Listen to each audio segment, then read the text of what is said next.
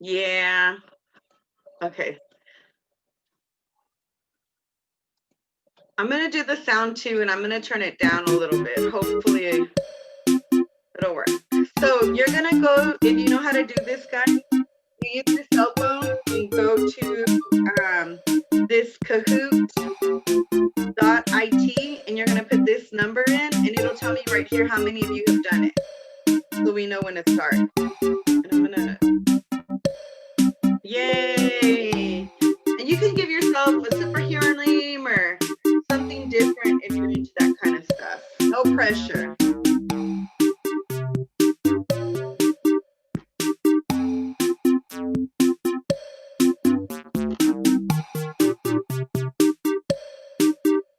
Thank you, Evelyn. I got 2 of you. Yay.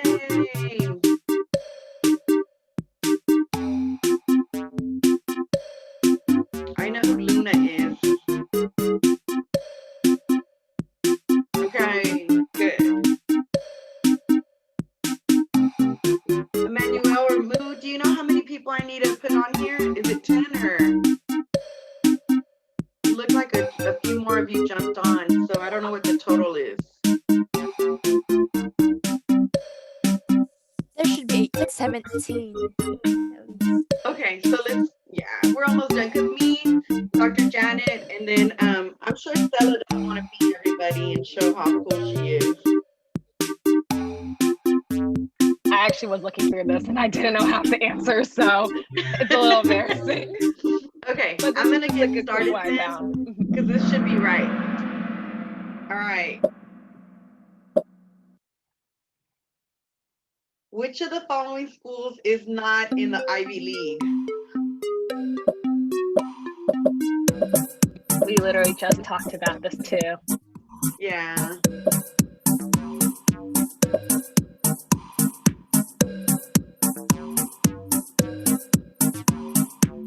I'm gonna let the timer do it. Stanford. I didn't know that.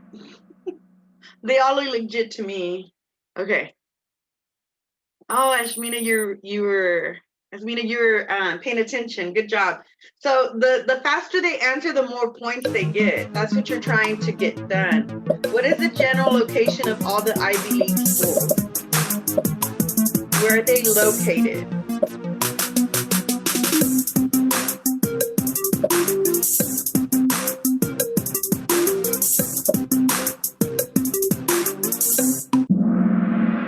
The Northeast.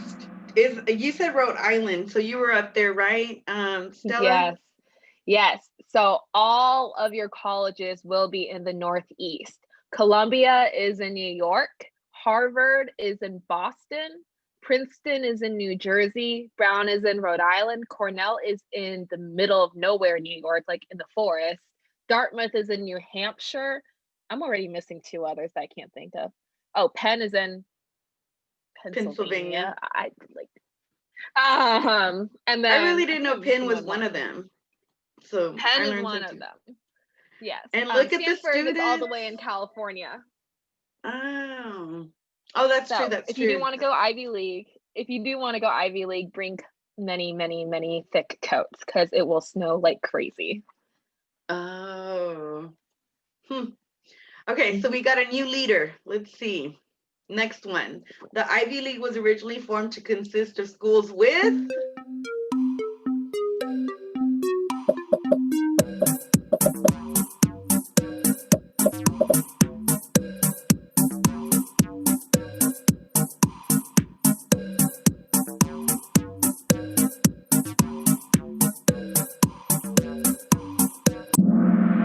football. We're now known for academics. We're now known for being good at books, but it was purely created for sports. All right. Which Ivy League school is located in Hanover, New Hampshire? Oh, she gave you the answer, guys.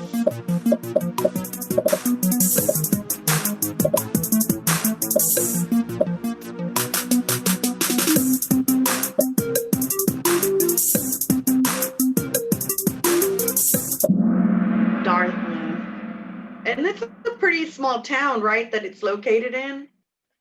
Yeah, so sometimes instead of flying, well, instead of taking up just one plane there, I know some people who have to fly over to New Hampshire and then take a bus inside the campus.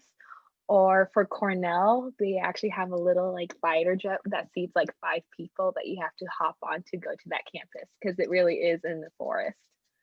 So it's a very nice secluded college town. Cool. Which of the following Ivy League schools is known to be most selective? Like, it has so many applications, it makes it really hard to get in.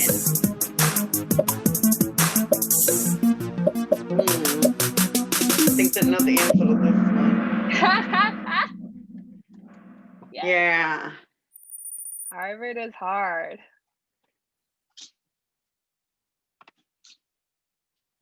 All the Ivy League colleges, universities are public schools. Huh. That's a good one. All of them.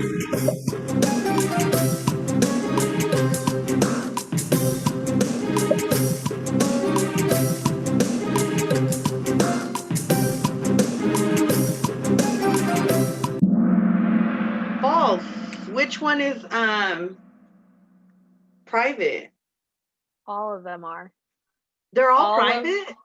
All of them are. Even University of Pennsylvania is. Exactly. Yes. So whether you are in that state or you are out of that state, you have to pay the same tuition rate as everyone else.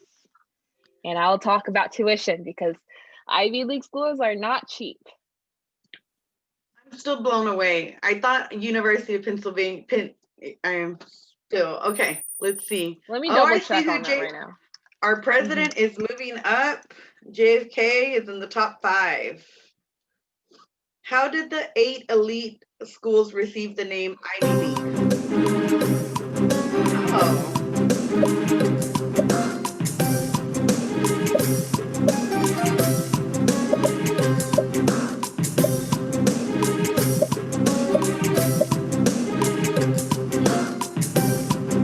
This was a good one to guess.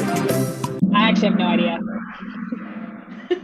It says Now the I know. ivy growing on the buildings. Now I know. Oh. Y'all, I didn't see any Ivies. You're moving up. We have a new leader, Hershey. Congratulations. One Ivy League school was originally the College of New Jersey.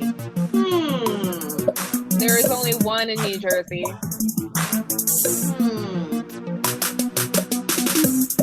I've only been to the one in New York or New York City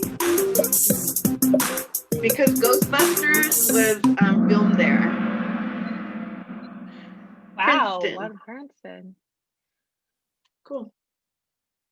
And I think there's only 2 more left. Okay. Yeah. I see a number 2 coming in. Watch out, Hershey. They're coming for your lead. What is the name of Harvard's athletic teams? Harvard.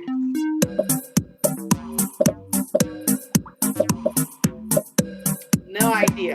I have no idea what the answer is, and I watch college football. It's because they're not that good. And it's Crimson, yeah. Big Green is Dartmouth, Bulldogs is Yale, and Tigers is Princeton. And Crimson is not even a animal. Okay. This is the last one. How many Ivy League schools are there? This one's for the win.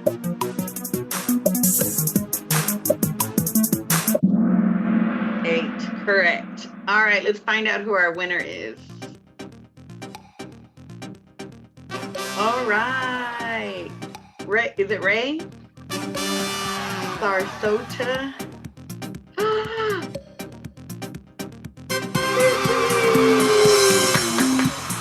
Congratulations. Runners up, Claudia. You're not far behind, and Evelyn. Honorable mention. All right. So does everyone learn a little bit about Ivy Leagues through that quiz? It's just to get y'all Little adjusted. All right. So I talked about what the schools are. Talked a little bit about how the name Ivy League was created.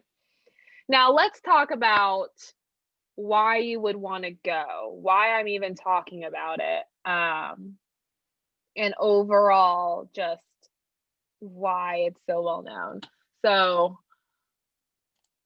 let me share my screen. And this is where I could do this is where people can annotate, right? It should pop up. There it Can goes. y'all annotate? Yeah. Okay.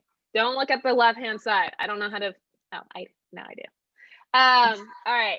So I want y'all to write, and we're going to have a lot of annotation, but if y'all can, why do you want to attend? Why would you want to attend an Ivy League? What have you heard through the grapevine? What have you heard about Ivy Leagues that makes you want to attend?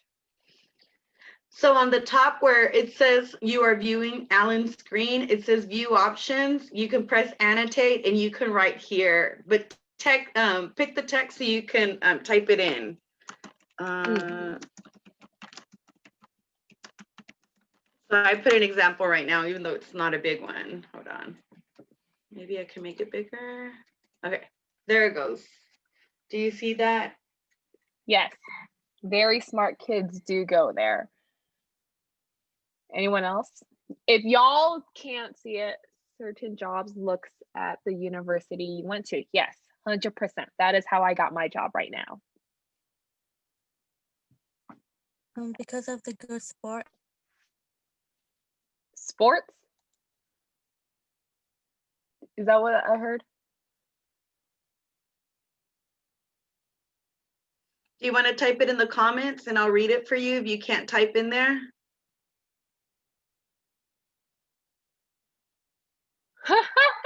Someone said you are too dumb to go there. I want to prove them wrong. Believe it. I like that All right, person. show They got them up. Yeah. Hi, Pretty Loopy. Oops, my brother's calling me, sorry.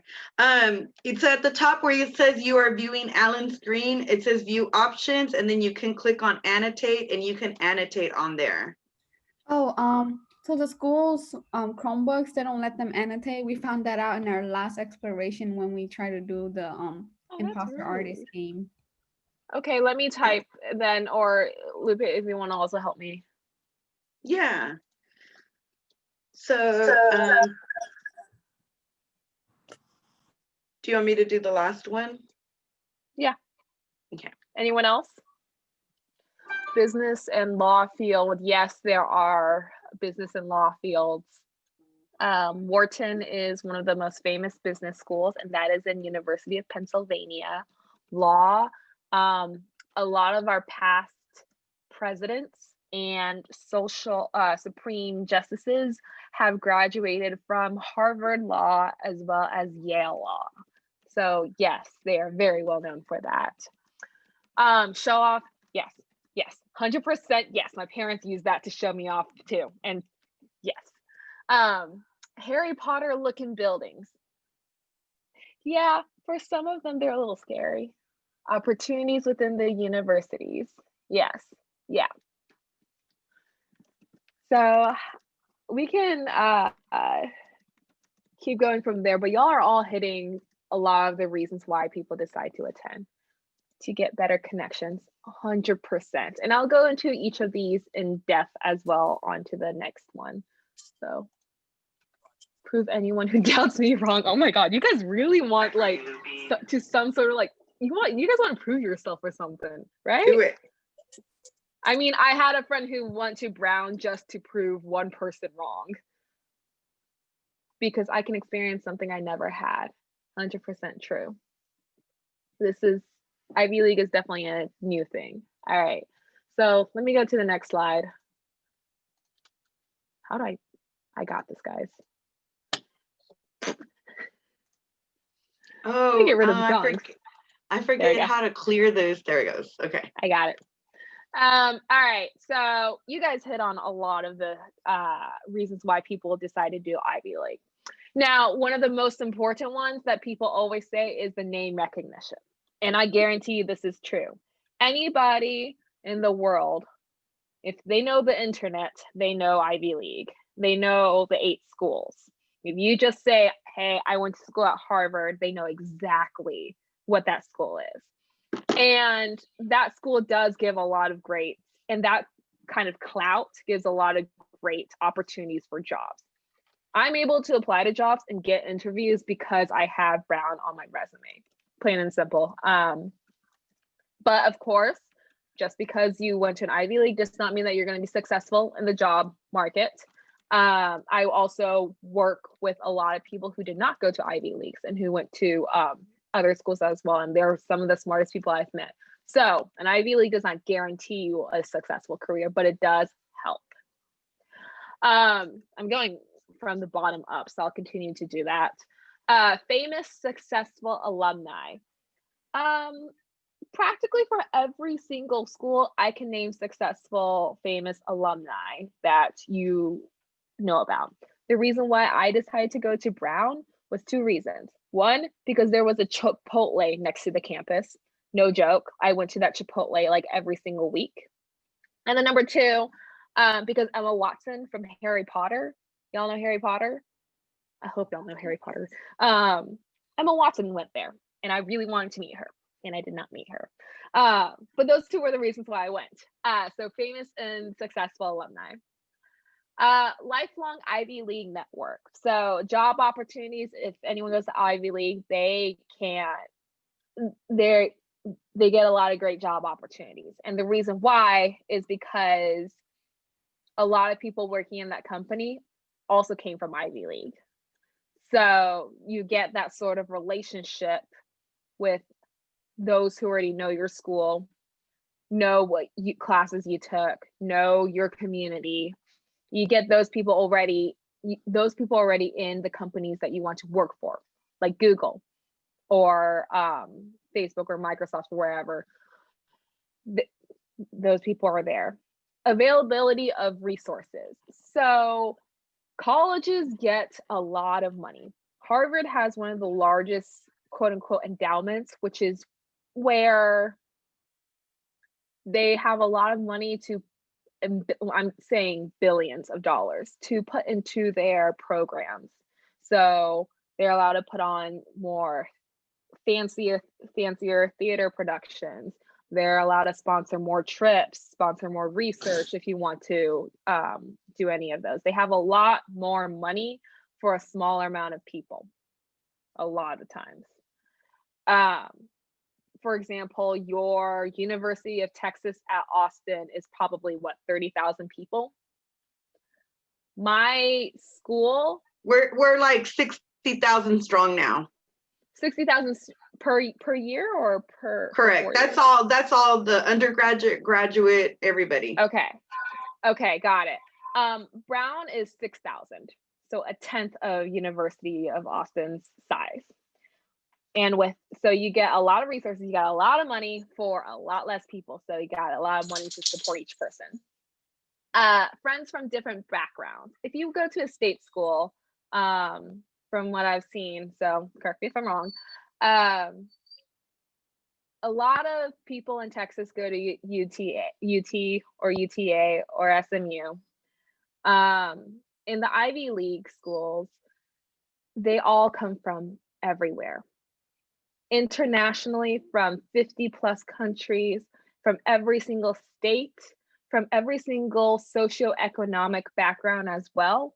So people from your community may be there too. People from who grew up like you, but from a whole different another state, also there. People who grew up way fancier with way more money, also there. So you meet so many different people from so many different backgrounds. You meet the whole gamut, guys. Like within a small little town, you are able to meet so many different personalities, understand how everyone grew up, people who came from like the fanciest of private high schools to people who like grew up in an apartment with 10 other people. There's a whole gambit. And then excellent peers and professors. There are so many smart people who go here. everyone who applies to an Ivy League, even applies to an Ivy League, they're really ambitious. They really want to work hard and excel and really want to grow as a person and as a student. And so when you put thousands of really, really smart, ambitious people who want to change the world in a small little group, magic happens. And then when you have really, really smart professors, like Nobel Prize professors, guiding these students, like, things out of this world happen. And that's what you see at a lot of Ivy League schools. Does anyone have any questions right now? You're more than welcome to unmute or anything.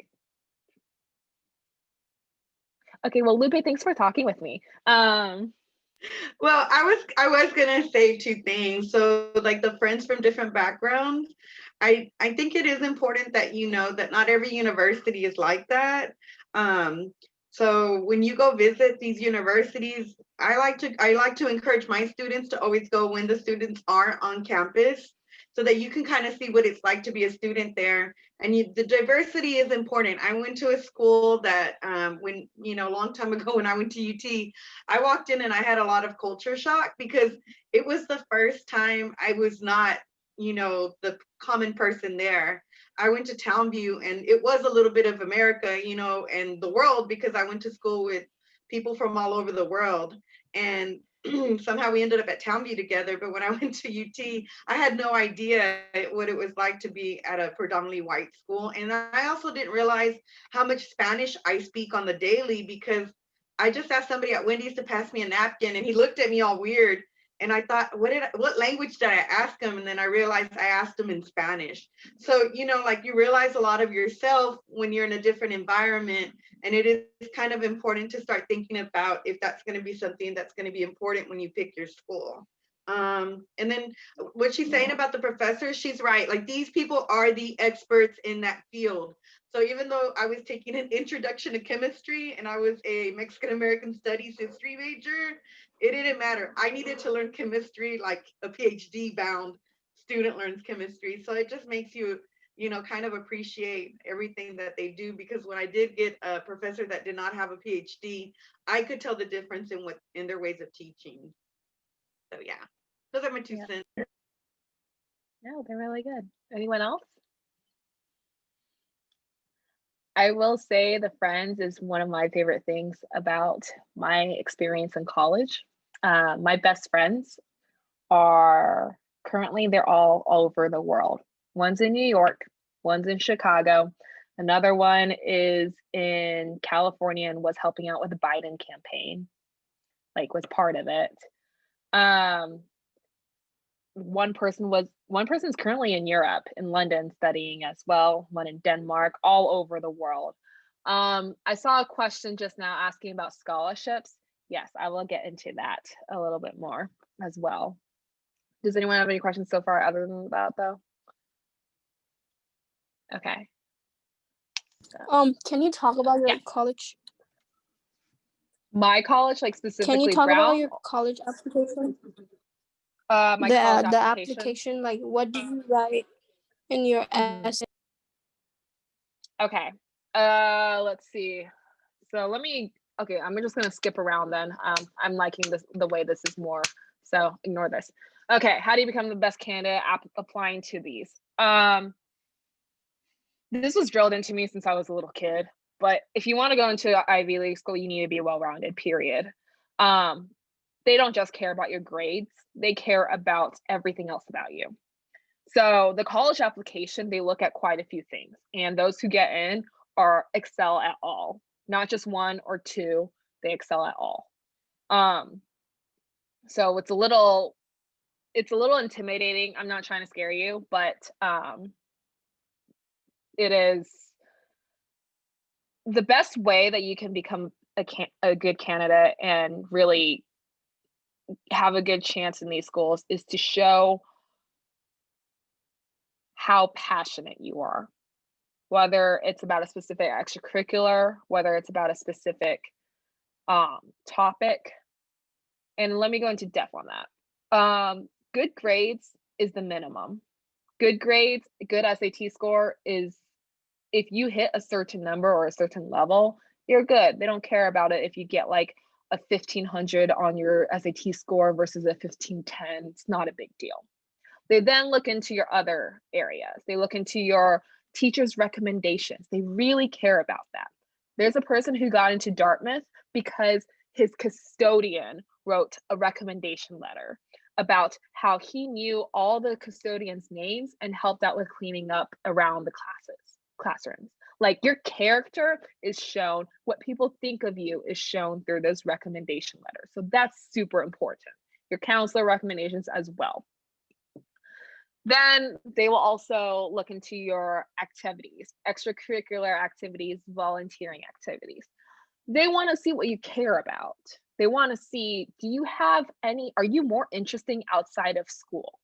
Do you do anything for fun? When I applied, I was a part of art clubs and math clubs because I was a little nerd. And I talked about how I loved combining the two subjects together and seeing how they interrelate. Find something that you absolutely love, do it, be good at it, love it, show that you love it, volunteer for it, commit to it. They don't care if you just did one thing on one specific day. They care if you've done something and show your commitment and show what you love over the course of your high school career. Does that make sense? They also care about how you've grown. So you start off with as like a freshman. I started off as a freshman with like 2 Bs and like nothing. I had nothing on my, I did nothing for extracurriculars.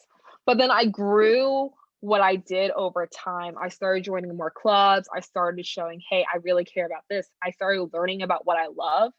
And I talked about that during my application as well. So that's another facet. Now, the last thing that they look at, and this is college specific, is your college essays. Most of these, and I think they still are on the Common App. So you have already one essay right there that you have to make sure is in tip-top condition. Now, depending on the school, they may ask you 7 different prompts to write out, or they may ask you 1. I know Brown asks you 7 small essays, and Harvard asks you 1 that is optional, but you should really do. That is where you can really get your voice heard above what other people say about you and above your grades and your resume. That is where you show your true personality and who you are and what you care about first and foremost. So for me, I talked about how, what did I talk about? I already forgot. I talked about how much I wanted to grow and I wanted to learn. I talked about how the reason why I was a part of art clubs and the reason why I was a part of math clubs was because I wanted to learn about them both and see how they work together. I knew people who, there's this one person who wrote about his collection of this like really rare plant, like that he collects. I don't get it. But he talked about that and he got in. And what you want to show through those essays is how much you care about what you're doing, how much you care about really your growth. And last but not least, they really, really care about what you can bring to the table. These colleges in of themselves, and just like any other college, they are a community, right? And a community is created based on the people who are there. So they want to ask you, and they want to understand what value or what are you going to bring to the table? How are you going to help your peers or your friends grow? Or would you want to quote unquote start a club or something? Would you want to be a part of XYZ club? Would you want to focus on a specific major and really grow there? They want to basically see, they ask, okay, you have a lot of our money now. You're in college. You have a lot of our money. You have endless amounts of resources and opportunities. What are you going to do? How are you going to take advantage of what they have to offer? So I know that's a lot. Are there any questions regarding that? I can deep dive into each one, but those are the multiple facets that you have to be aware of when applying to an Ivy League. It's not just about grades like people think. It's really, really not. Valedictorians do not all get in. I promise you that. I was not one. Any questions so far? I know that was a lot. Lupe, did I go too fast? What is the worst topic to write about? There isn't a bad topic. It's about your attitude. Do not be, they also want to say, okay, what are you going to bring to the table? What's your attitude towards college? Are you going to be a negative Nancy? Because if so, no one really wants to work with you. No one really wants to like be friends with you. No one really wants you in their club or their team. So it isn't that there is a bad or a good topic to talk about. It's finding a topic that represents you and being really positive about it, because, and showing that you want to grow. That's really it. The topic could be really anything, but you have to make it, you have to care about it. You have to write it like you care about it. I don't care about coins. I really do not care about collecting coins. I knew someone who did collect coins and they wrote about it, and I'm sure somebody loved it because they got in. Like, I'm like, there are a few other comments that I saw that I can't see. Let me go to the comments real quick. But while I'm at that, does anyone else have any other questions? Am I going too fast? Tell me if I'm I going do. too I fast, have a y'all. question. Yeah, what's up? So I was wondering, like, what is the requirement GPA to? Let me think. I wouldn't say there is a hard requirement. There's not a hard requirement. Mostly A's would be nice. They also want to see you challenge yourself. So if you have the opportunity to do an AP course or an honors course, take that. You are going to be, and the reason why is because these colleges are hard. As in, you are paired, you are in the same group with the best of the best. Those who went to really fancy, those who created like patents and like inventions and created companies before they even get into college. And you have to be on par with that. So that's why I say, like, if you have the opportunity to do an AP class or honors class, do it. GPA, do as best as you can. There is no actual limit. But I will say that the majority of a lot of these schools, they are top 10% in their schools. Not all people are, but there is a majority of those that are. I was not valedictorian, but I was in the top 10%. Does that help? Yes, thank you. Mm-hmm. They also asked, can you do things all over the place? Because they have a lot of interest and hobbies. So I think that's a good question. Where do you see these chats? I can't see them. Okay. Yes, 100%. Yeah, you can try everything. Like high school and college is all for you to try things out. If you don't like it, move on to the next one. Absolutely. But at the end of the day, colleges want to see how you commit. They want to see, are you willing to stick with something that you like? You can like a ton of stuff. I was a part of 10 clubs and they were all very, very different from each other. I was part of art. I was part of fencing, like sword fighting. I was part of math team. I was a part of this horse taking care of a horse club. I really liked playing with horses and I did not have enough money to own one. So I was a part of so many things because I really loved like trying them all out. What they care about first and foremost is really just like, are you willing to stick with the things that you care about? When the going gets tough, are you willing to stick with it? If you say that you're really interested in, for example, give me a random subject. If you say you're really interested in track and field, great. Say that. You can say that, but you also have to show it. And how do you show it? By saying, hey, I've been a part of track and field team for like 2-3 years, and I love it. And I've grown as a leader there. Oh, they really love leadership positions. They 100% love leadership positions. So if you have that, do that.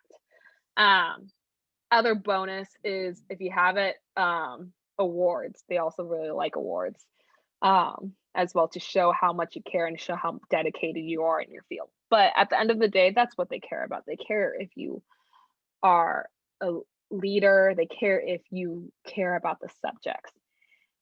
Am I scaring y'all? I really hope I'm not scaring y'all.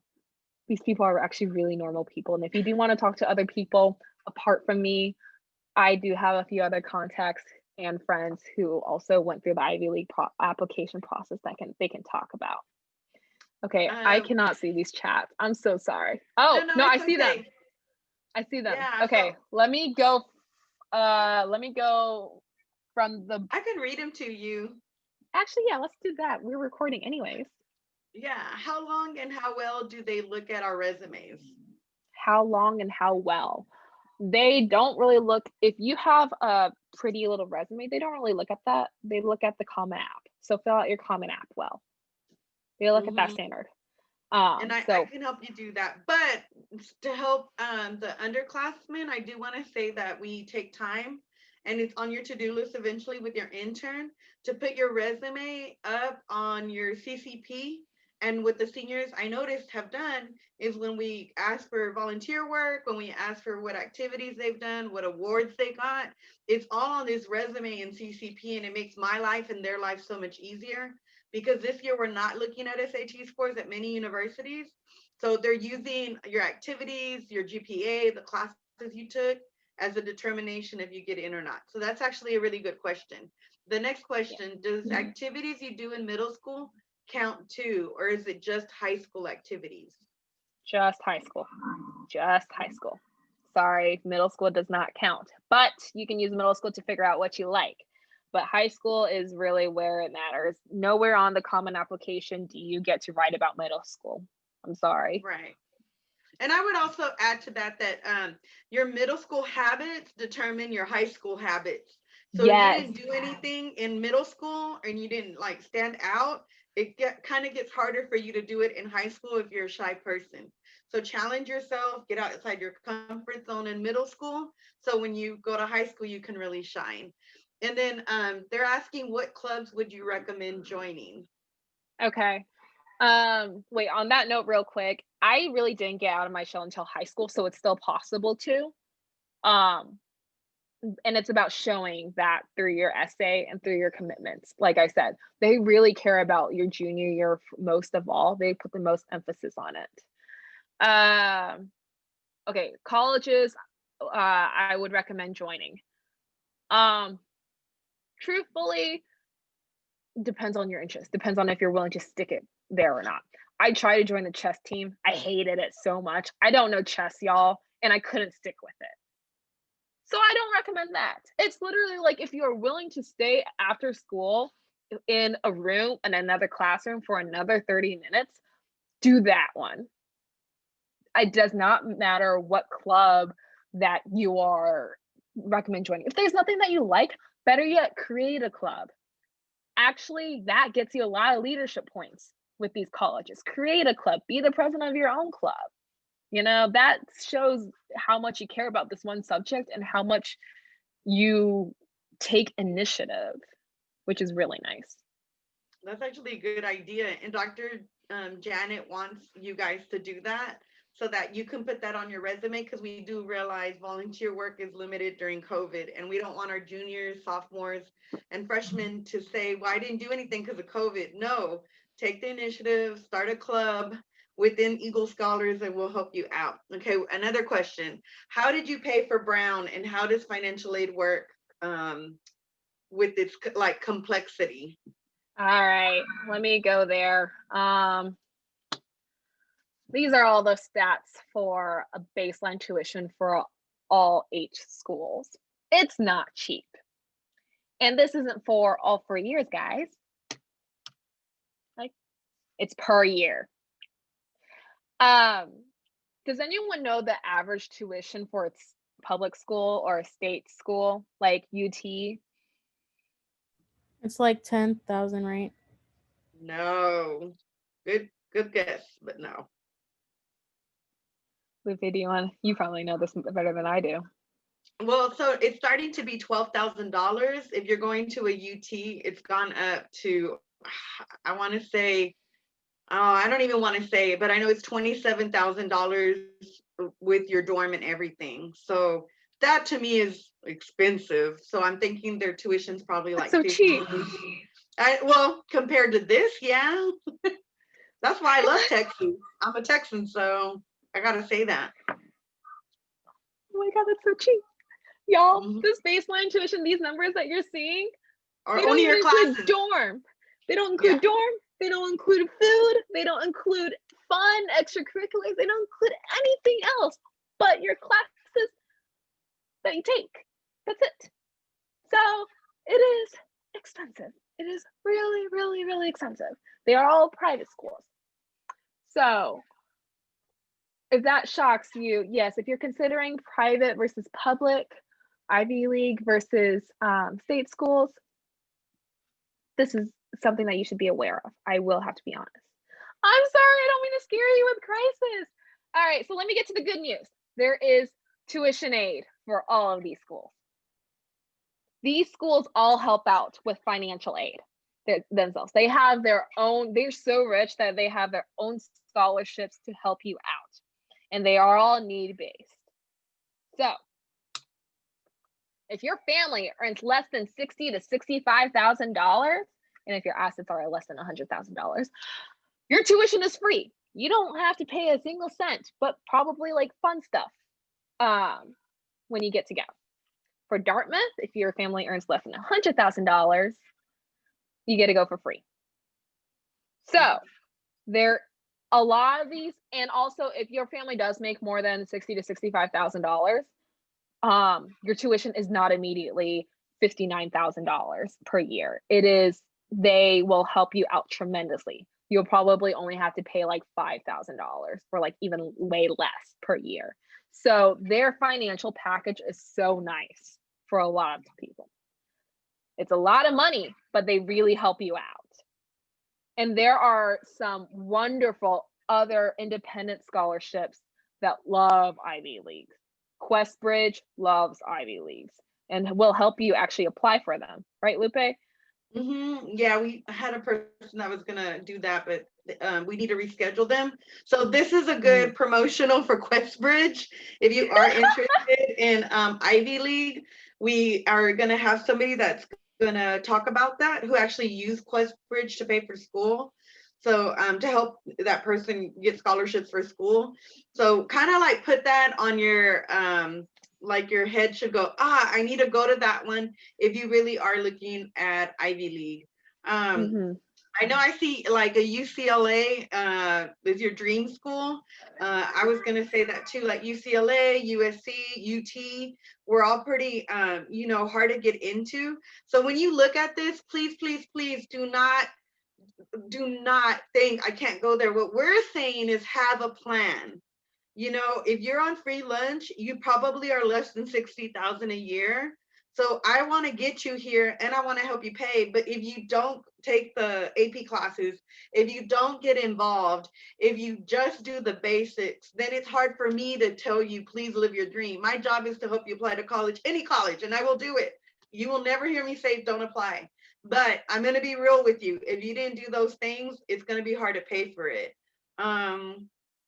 Take advantage. So one of the ladies I know, she told me that she really wanted to go to a university in Boston. It wasn't Harvard, it's private. Maybe it's Boston College.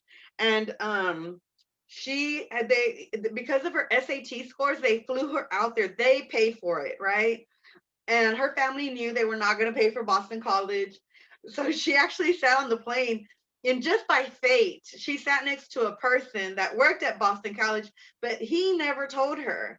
And so she told him her story. And if I cry, it's just like, to me, this is what life is about, like those chances we take. And so she took that flight, told him about her life, got to Boston College, came back to Texas. And when she came back, it was a priest she was sitting with, obviously. He moved, I don't know, heaven and earth, and got her a full ride to Boston College. And that's how she got to Boston College. And it was all paid for. So even though we're looking at price tags, if you do what you're supposed to do and study hard, then you can do it. It just can't start your senior year. All of these you need to plan. This is normal, regular people go to Ivy Leagues all the time. I am normal. I don't even know how to work Zoom, y'all. I don't even have a TikTok or know how to work half the technology there is. And I went to an Ivy League. It's not about like, oh, if you're smart or not, or if you're talented, or if you are like a born genius. No, that doesn't exist even. It is about how dedicated you are, if you have a plan, and if you commit to that plan. Does that make Right. sense? I also wanted to ask Stella, like, Mhm. since we're talking about like it doesn't start senior year, like what was your like how was your discipline like to prepare for getting into Brown? Specifically the application process, or just like over the course of my high school period? Just the course, I guess, everything All right. leading up to, yeah. Okay. So freshman year of high school, I didn't do much. I got my A's. I was part of band, and that was it. I sucked at band, by the way. I was not going to get any sort of awards or be any sort of leader in band. I sucked at it. I had to practice in the basement because my parents made me, because I was that bad. Like it was that bad. But then sophomore year was when I turned things around and I started adding more things to my plate. I took 2 AP courses, if I remember correctly.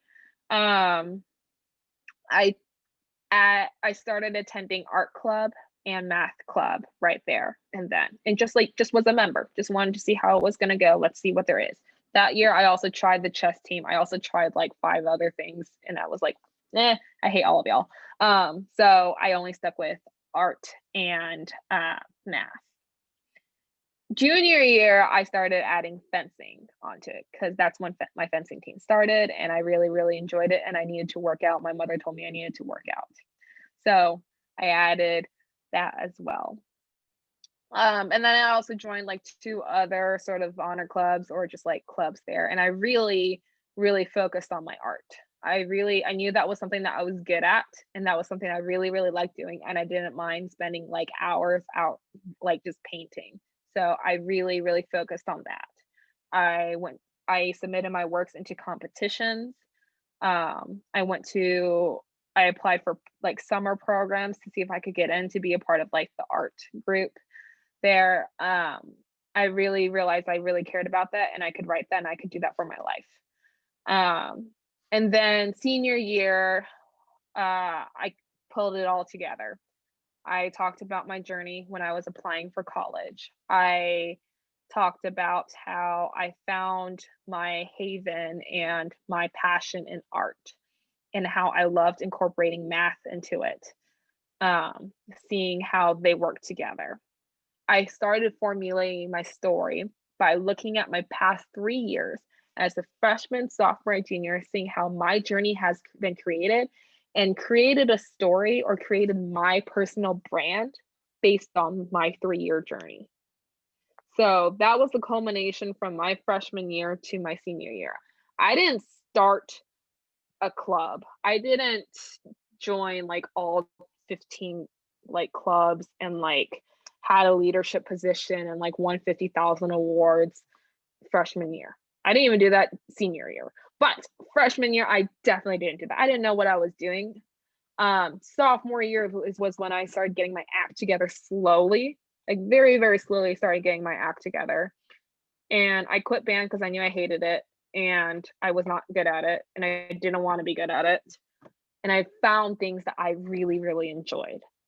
Made my life in high school a lot easier because I found people that I could connect with on my interests. And it also helped writing my story out for college a lot easier because I was genuine about it. I knew exactly what I was going to say because I truly felt that. Does that make sense? And did you always know like you wanted to go to Brown, or like were there other schools as well that you were considering? I applied for Brown in early decision. I don't know if Lupe, if everyone knows what that is. Okay, so my story is I found out I wanted to go to Brown 2 months before the application was due. I was already by that time I was already late because a lot of people, you're supposed to write your applications like over the summer, like your essays over the summer, at least prepare for it. I was already considered late. But I still wrote it out. I still like stayed up until 2 a.m. on some nights writing it out because I really wanted to go to Brown. Guess what? I applied November, which is the first round. I didn't get in. I did not get in. I did not get into Brown yet. I then spent winter break not going anywhere or enjoying the break because I applied to 23 schools because my parents were freaking out that I would not go into any college. And they put my application in for Brown again for the second round, and I got in through the second round. So that's regular decision.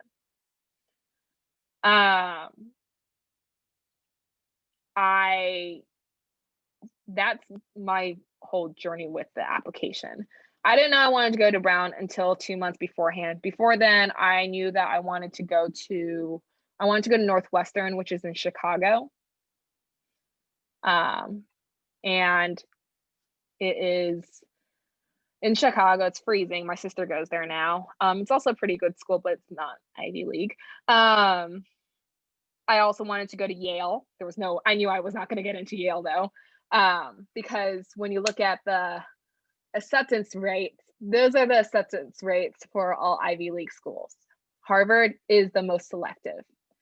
That 5% means that 1 in 20 people who applied to Harvard get in. So UPenn and Brown are at both 9 and 9.4%. That's about 1 in 10 people get in of those who apply. So it is hard. And a lot of times it can be subjective. And when I say that, if you don't get in, it's not, number one, it's not the end of the world. And number two, it doesn't really mean anything because at the end of the day, it's a bunch of old people reading your application in a room. That's it. Any other questions? Yeah. There was a question we missed earlier. They I'm so sorry. No, I missed it too. If they have a club that nobody, like it's not a big club, like it's a hobby that they really like doing and it's just a few friends, is that still a good idea to form a club around that? Do it. If it's just a few friends, do it. Absolutely. Absolutely. I mean, I guarantee you, if you don't mention how many people are part of your club, no one's going to really ask. But you should still make your club legitimate because your counselor and your teachers are going to write a recommendation letter and they will know if your club is legitimate or not part of the school. So make it official, but like if like 2 or 3 people join, that's fine. At least like have those have those clubs. Enjoy your time talking about like your interests. Absolutely still do it. Any other questions right now? I know we're nearing time. Oh, we are past time. Did you have information about like the SAT and ACT they should shoot for once that all comes back? Because my middle schooler should have a normal high school experience. Let's see. I don't have it on this deck.